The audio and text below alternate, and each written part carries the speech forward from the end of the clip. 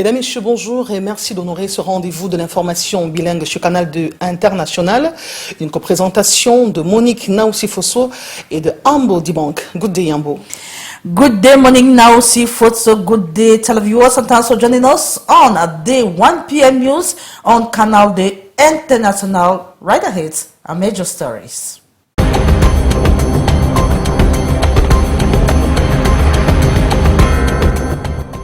La dépouille d'un homme suspendu à une corde. La découverte macabre est faite dans la ville de Bafia au lieu-dit Montée du marché de jeudi. Une enquête a été ouverte pour déterminer les mobiles de cette perte en vie humaine. The recent burning of township taxis in Bamenda in the northwest region of Cameroon has touched the nerves of the population, who seem to have decided to leak the hideout of separatist fighters. The military, reportedly acting on leaked intelligence, invaded a Lakuma neighborhood and knocked out life out of 2 separatist fighters. You shall have the details in this newscast. Aucune vente de médicaments dans les pharmacies sans une ordonnance médicale. La nouvelle réglementation est entrée en vigueur hier et cette mesure exempte les produits tels que le paracétamol, une décision gouvernementale qui reste diversement appréciée par les usagers. Vous les écouterez dans ce 13h. And as you just heard, henceforth the sale of medication in pharmacy will only be by medical prescription. The deadline was yesterday, July 1. Our team of reporters were afield to have an insight on the respect of the decision. The details in this newscast. Those were our headlines. Stay tuned for developments.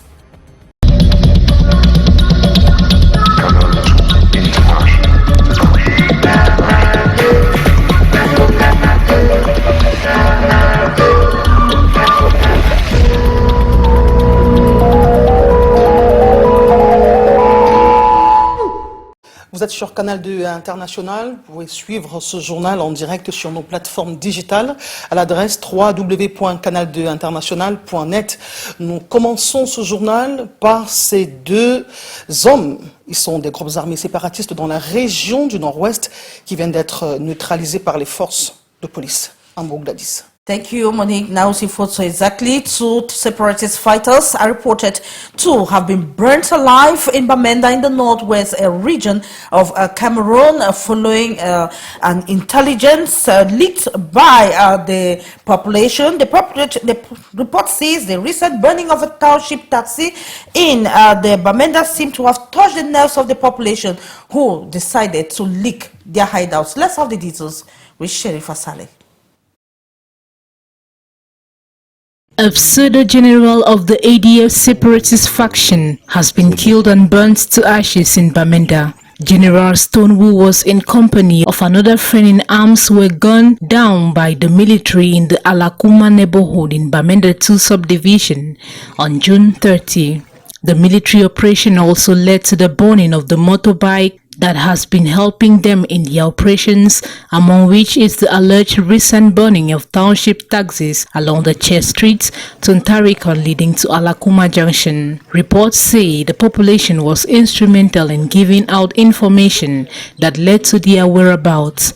Bamenda residents attested having heard several gunshots around the area, which suggests that the fighters tried to put up some resistance before being overpowered by the government forces. In a video making rounds on social media, the background voices of some fighters are heard regretting not being able to save the mortal remains of the 2 colleagues from the flames. Thank you so much, Sheriff Asale. And we remain in Bamenda in the northwest region of Cameroon, where a newly opened recreational center in that part of the country has been devastated by fire. The snack bar located in the Atwakum junction is reported to have been ravaged completely by fire. The incident occurred that was on a Sunday, but the cause of that fire remains unclear. Sheriff Asale, once again. This is what remains of a snack bar dancing at Atwakom Junction in Bamenda 2 subdivision. Described by many as beautiful and of high standard, the recently opened recreational facility was gulped down by wildfire Over the weekend, when clients were still savoring drinks and music and sharing pleasantries with loved ones, thereby animating the Atuakom neighborhood that had been deprived of such lively atmosphere for some years now. After the shouting, the man will get back. He run come because he knows I get pipe for water. He can drag the pipe. I said, now wait, you said go with pipe. You want water and I play, you want wash some place. He said, no, fire there for bar. Contrary to suspicions of short circuit whenever there is a fire outbreak, a criminal hand is suspected, in this case giving the rapid spread of the flames. Only these 2 chairs and the standby electrical generator were spared when neighbors intervened. Fire will be terrible. We man not even shake. One pin so no come out inside here. Pin no come out inside here. Everything was burnt. Everything be burned down. Their efforts, however, also saved the machines of a nearby bakery from increasing the material damage, which is already estimated at over 10 million francs in an already impoverished Bamenda. Thank you so much, Sherifa Saleh. And the number of accidents in Cameroon keep increasing by the day, with the latest being the accidents at Sancho that was yesterday, leaving 5 people dead and close to 59 others seriously wounded. They are currently receiving treatment in hospitals in that part of the country. And with that, we sought to know from some experts what could be the real cause of accidents on our roads in Cameroon and what could be done in order to avoid such accidents. Let's have that in this report. According to road safety experts, out of every 500 vehicles on Cameroon's roads, only about 30 undergo regular safety inspections, which should be a routine practice for drivers. We've noticed that road users often neglect their safety. Regular vehicle inspections required by the state are rarely done as they are seen as a burden. These inspections should be a safety habit. Those who do get their vehicles inspected should also maintain regular checks due to poor road conditions. However, these inspections should not encourage high speed. An estimated 16,000 accidents are reported annually in Cameroon, resulting in at least 1,000 fatalities. These accidents are often caused by high speed, improper maneuvers, and driver fatigue. Despite government's efforts to enhance road safety, the number of accidents continue to rise, with recent incidents in Gomo and Limbe highlighting the issue. Le ministre dit bien on sanctionne les chauffeurs. The minister promises to penalize reckless drivers and require them to complete road safety training. Typically, drivers suspended for 3 months must take this course. Accidents are mainly caused by high speed, dangerous overtaking, poor maneuvers, and driver fatigue. Road safety experts advocate for the implementation of more stringent measures by the government. The state should be more involved in road safety by effectively incorporating law enforcement. À cet endroit où il y a eu l'accident. The accident at Ngomo on the Yaoundé-Bafoussam highway happened in an area without road markings. We've suggested the government use thermoplastic markings, which last 4 years and can be renewed for up to 6 years. This will be more cost-effective. The economic impact of road accidents is significant, with the state reportedly losing approximately 200 billion francs annually, equivalent to about 2% of the country's GDP. And in Bafia, it is the remains of a man that has been found hanging in a makeshift structure, Monique. Of course, Gladys Sambo Dibong, dans la ville de Bafia, chef-lieu du département du Bam et Inoubou, un corps a été retrouvé suspendu à une corde. La découverte macabre a eu lieu au lieu dit Montée du marché du jeudi et a mobilisé une foule sous l'œil vigilant des forces de police. On voit cela dans ce compte rendu que nous livrent nos correspondants Mossi et Espoir Baïra. Dans ce hangar se trouve le Maccabée, suspendu à une corde, en état de rigidité. Aucune pièce d'identité et rien d'autre qui puisse l'identifier n'a été retrouvé. Sur les lieux de la découverte macabre, les populations ont fait foule. Les forces de maintien de l'ordre La police municipale, y compris les autorités administratives et judiciaires, accompagnées d'un médecin, sont descendus sur les lieux. L'adjudant Bertrand Oulouman révèle les premières constatations. Juste qu'on a fait, on a eu une découverte de cadavre aujourd'hui, comme vous avez pu le constater très tôt. Ce matin, au lieu du porte jaune. Les premières constatations, nous nous soumettons à la sagesse du corps médical qui va se prononcer parce que les réquisitions ont été déjà déposées. On attend les circonstances qui ont entraîné cette mort. Déjà des premières constatations, le corps n'est pas identifié, on a trouvé le corps suspendu à une corde et des contusions visibles sur les deux bras. Donc nous ne pouvons que se limiter à ce niveau pour l'instant en attendant que les enquêtes et les spécialistes se prononcent à cet effet. Les causes de la mort n'ont pas été déterminées et les contusions retrouvées sur le corps laissent planer l'idée d'un possible assassinat. D'après avis du médecin, le jeune homme serait mort entre 3h et 4h de ce lundi. En attendant le rapport nécroptique et les résultats de l'enquête ouverte, le corps a été mis à la morgue de l'hôpital de district de Bafia. Il n'est plus autorisé aux pharmaciens de vendre des médicaments aux clients sans présentation d'une ordonnance du moins signée par un professionnel de la santé publique. Et donc la nouvelle réglementation est entrée en vigueur depuis hier sur l'ensemble du territoire national. Nos reporters Junior Saint et Marius Kwesou ont fait le tour de 2 pharmacies de la ville de Douala pour prendre le pouls de cette pratique. Reportage. Elle est en vigueur depuis ce 1er juillet 2024. La vente de médicaments dans les pharmacies est désormais conditionnée par la présentation d'une ordonnance médicale établie par un praticien inscrit à l'Ordre national des médecins.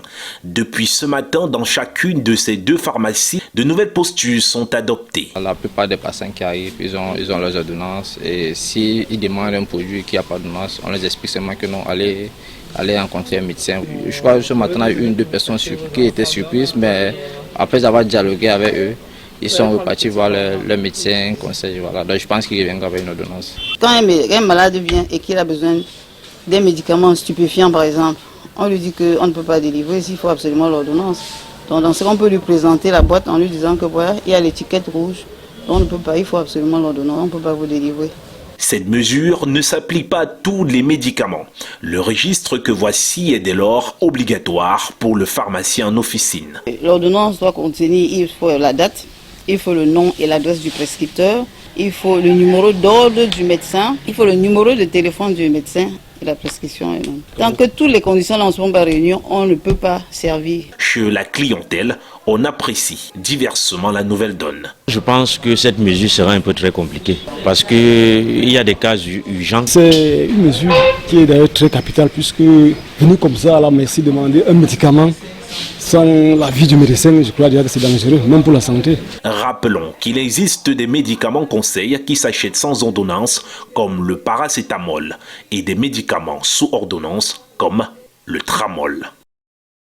Nous restons en santé. Pendant cette période de vacances, les jeunes sont de plus en plus exposés à la consommation des drogues ou encore à des grossesses précoces, des grossesses non désirées.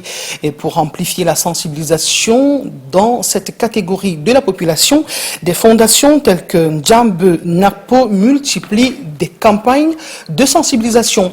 À Yaoundé, il y a 2 jours, c'était à travers une marche sportive à laquelle prenaient part nos reporters Joël Diom 3 et Thierry Camto. Reportage.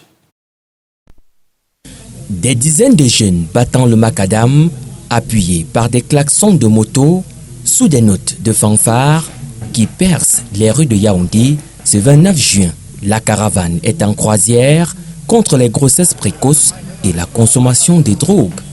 2 fléaux qui détruisent l'avenir de nombreux jeunes.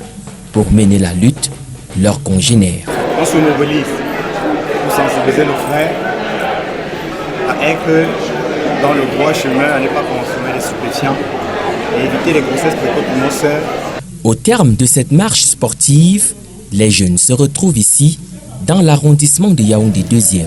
Pour une causerie éducative, ils s'entretiennent avec des autorités administratives, psychologues, médecins et des responsables de la fondation initiatrice de cette campagne, afin de les alerter sur les dangers qu'ils encourent. Nous avons mis des cellules d'écoute et d'accompagnement pour tous ces enfants qui sont en détresse. Beaucoup parfois ne savent pas où aller s'exprimer. La fondation Njambe Napgo Hioba Michel espère éloigner le maximum de jeunes des grossesses précoces et des drogues, surtout durant ces vacances. Nous restons à Yaoundé, mais surtout au quartier général de l'armée, où des galons et des épaulettes ont été remis au personnel les plus méritants. Gladys Sambodi-Bank. Exactly, Monique. Hundreds of military officers have received epaulettes for their services rendered to the nation. The higher rank is a call for more commitment to the Corps. The ritual at the Yaoundé military headquarters was chaired by the minister delegate at the presidency in charge of defense, Joseph Betty Asomo. Hi, Santia, tells us more. After years of dedicated service within the military corps, these elements move from inferior to superior ranks this July 1st, 2024. 3 categories promoted to officers, non-commissioned officers and non-commissioned soldiers. A joyous moment for the upgraded uniformed men and women. Après 18 ans de loyaux services rendus à la nation, it is an unforgettable moment. After 18 years of service, I have finally been promoted. I thank all those who made this possible. Durant toute ma carrière, I am now a head of battalion. I thank the hierarchy.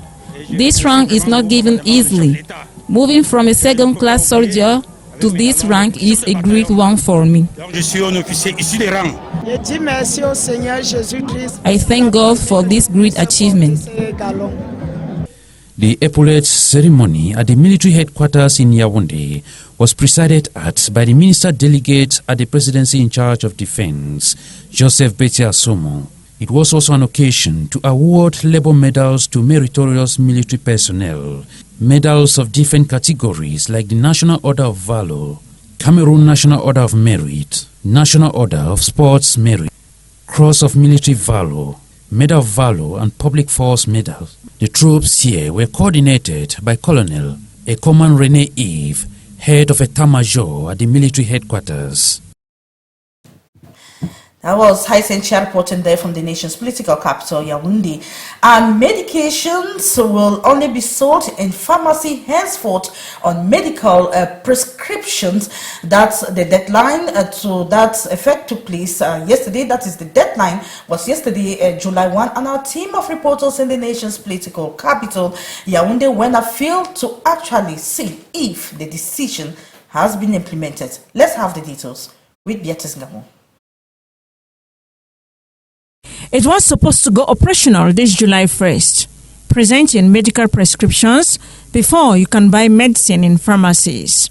The new measure, difficult to many, who despite all prefer to get their drugs in pharmacies. At times, the simple explanation of the symptoms enough to buy the proposed medication to handle the situation. Each medical prescription, the National Order of Physicians in Cameroon insists, should carry the name of the doctor. Doit être connu. Il faut qu'il soit inscrit à son nom. Should be registered with the other. His name, quality, specialty, a stamp, a telephone number. Because in situations where the product is not available and there is an equivalent, the pharmacist can call and ask if it can be substituted.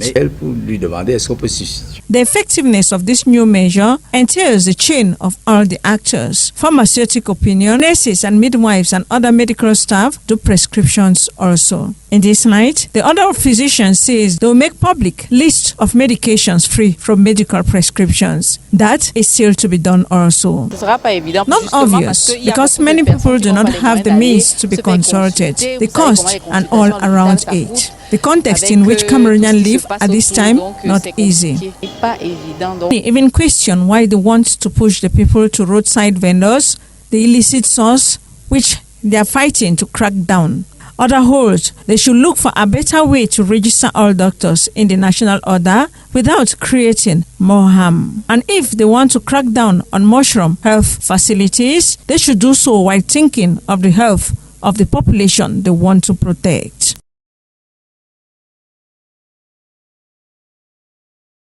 And the implementation date took effect yesterday, July 1. And we have the World Food Program that has donated a huge consignment of food aid to Cameroun. Monique Naoussi. Les déplacés internes des régions du nord-ouest et du sud-ouest, ainsi que les personnes vulnérables des régions de l'Est, de l'Adamawa et de l'extrême nord préoccupent le programme alimentaire mondial. Sa représentation du Cameroun vient de réceptionner une cargaison de 3500 kg, 3500 tonnes de riz réparties dans 70 000 sacs de 50 kg. L'objectif étant de réduire les problèmes alimentaires auxquels font face ces différentes populations établies sur le sol camerounais. Cyril Kouakam, David Sandio et Henri Nchinda pour les détails. Des manœuvres sur le navire, les sacs de riz au total, 3500 tonnes contenues dans 70 000 sacs de 50 kg chacun, destinés aux déplacés internes et personnes vulnérables pour le programme alimentaire mondial et l'Agence des États-Unis pour le développement international.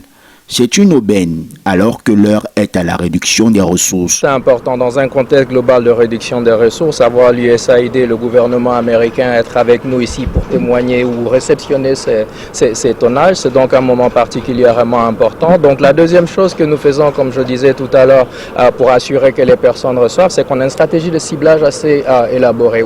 La cargaison est parquée dans les entrepôts. Elle sera transmise par des camions ou même par voie ferrée jusque dans les zones les plus reculées. Ça va aller aux warehouses de WFP et puis on va dispatcher dans toutes les 10 régions. Bon, peut-être pas les 10 régions, dans les régions les plus qui en ont besoin. Donc on va faire ça par camion et également par train. Les produits sont testés pour besoin de qualité et le monitoring suit. C'est un processus où nous nous assurons de faire en sorte que les cargaisons qui arrivent à ces personnes qui sont déjà vulnérables et donc faibles, et donc on s'assure à ce qu'elles puissent avoir la meilleure qualité de la ration que nous pouvons leur apporter. Faut-il rappeler que ces denrées arrivent dans le contexte de réduction des financements alors que le nombre des victimes de l'insécurité alimentaire s'accroît? Dans l'actualité, la direction des mines de la géologie et le centre de l'information de géologie du ministère des Mines, de l'Industrie et du Développement technologique a eu un nouveau siège, un immeuble de 6 étages comptant une cinquantaine de bureaux où le ministre par intérim de ce département ministériel a présidé la réunion hebdomadaire d'évaluation des activités minières. C'était hier le 1er juillet 2024. 2 points inscrits à l'ordre du jour, la réception de ces nouveaux bureaux et la mise en place d'un comité stratégique d'évaluation du potentiel minier du Cameroun, lequel est constitué d'ingénieurs, juristes, économistes, statisticiens et j'en passe. Comité installé par Focalistus Gentry, que je vous propose d'écouter dans cet extrait sélectionné par Karel Mesatiachoya. Je viens d'installer le comité qui est chargé de mettre auprès des Camerounais les données nécessaires. Nous avons fait de très grands pas dans ce secteur, mais il ressort que beaucoup de Camerounais ne sont pas au même niveau minimal d'information. Donc il est important qu'il y ait une comparaison de notre potentiel, de notre évolution minière, c'est-à-dire il y a combien de projets miniers, et les retombées de notre code minier vis-à-vis des autres pays. Parce que beaucoup de gens doivent comprendre les étapes très importantes que le Cameroun a prises dans cette industrie. Sans une comparaison avec les autres pays, on ne peut pas bien voir. Donc ça va être l'opportunité de tout le monde de voir. Promotion des petites et moyennes entreprises dans la région du littoral et singulièrement dans le département du Vouri. Et donc les cadres de ce département ministériel viennent de faire le point des activités à Douala. Une rencontre à laquelle a pris part notre reporter Titi Freeman.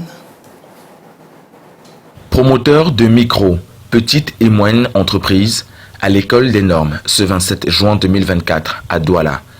Réunis par la délégation départementale des PME, de l'économie sociale et de l'artisanat du Vouri, ils sont outillés sur la certification, la création de codes-barres, le financement des projets, la norme et la qualité.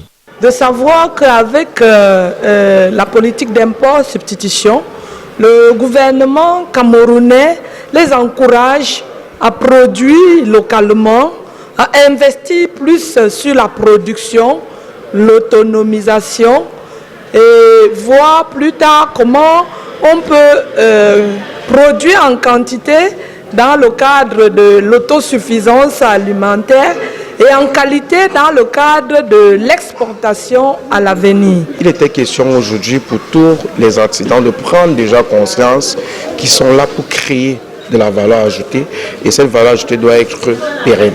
Et cette pérennité passe via des conseils que nous avons prodigués en commençant par le cadre réglementaire, le cadre normatif, la maîtrise de son activité, la certification de son produit, les revues de direction avec des plans d'amélioration.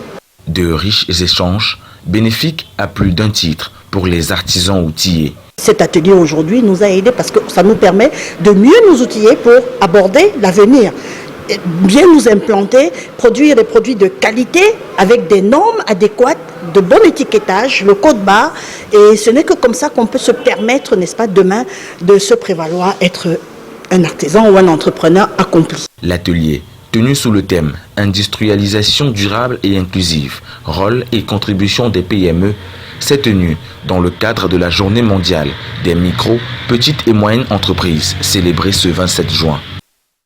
Partenariat public-privé, les acteurs outillés pour plus de productivité, Gladys Ambodibank. Exactly, Monique. Public-private partnership has been identified as the best way to foster infrastructural development in Cameroon, and therefore it is important for both parties to be at the same level with the concept, the mechanisms in place. That was the objective of a 3-day workshop that took place in the nation's political capital to build the capacities of those officials and so close to the gaps at the level. The development of infrastructures and facilities in Cameroon, like other African countries, challenging today, place for the public-private partnership to bring in not only the necessary finance for development, but also the expertise required to develop these infrastructures. We are hoping, as part of the United Nations, that this capacity building exercise would lead to the development of a pipeline of projects. Especially as in 2022, out of the 29 projects in place, 17 were not finished. This due to commercial risk in infrastructure development. For example, if the private sector realize they are not going to obtain the investment through users' payment, they will not be interested. The project needs also to be bankable after proper visibility studies. The private sector wants to make sure that there's a stable regulatory regime, that in case there's a conflict between the private sector on the one hand and the public sector on the other, it can be resolved in a transparent manner. We wish of experts from the Support Council for the realization of partnership contract. At the end of the 3 days, we hope each and everyone should sufficiently have what it takes to develop projects at their administration, which can be put at the public-private partnership. The United Nations is working with countries to strengthen capacity in public-private partnership. And that report by Beatrice Ngamo takes us to the end of today's edition of the 1 p.m. Bilingual newscast on Canal D International. It is a pleasure knowing you're watching the news, but then don't go away. Stay tuned to programs on Canal D International. Monique. Good afternoon, Gladys Ambodibank. Mesdames, Messieurs, merci d'avoir été des nôtres pour ce rendez-vous de l'information bilingue sur Canal D International. Nos programmes se poursuivent. Demain à 13h, nous serons à nouveau des vôtres. Bonne journée.